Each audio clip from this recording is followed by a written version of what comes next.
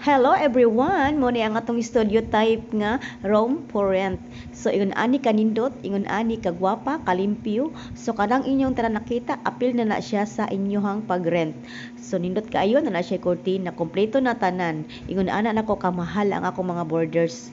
O ingon ana sad kalimpyo. O mao na siya nga na mga gamit ako na ipagamit no, na siya baso, kutsara, na itasa. Oh, say, safety kaayo ay makasuod nga mga ok-ok, mga ilaga, etc. Chart na.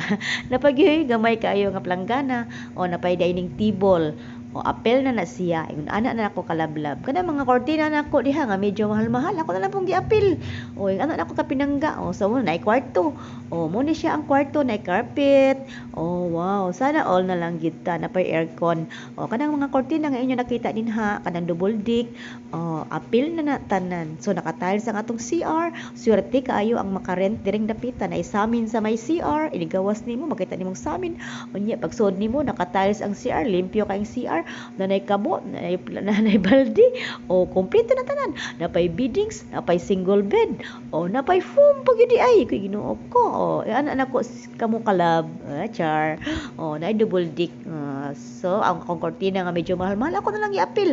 Apil na tanan, napay aircon, napay carpet, apil na tanan.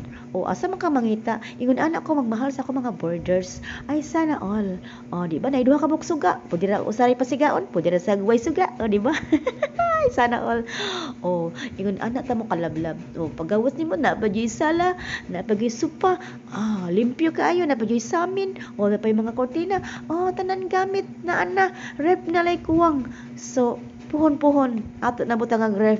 Ingon ana ta mo kamahal ako mga borders. Mao lang to ha. Salamat kayo, swerte kayo ang mo rent diring dapita. Okay, thanks for watching everyone. Bye-bye.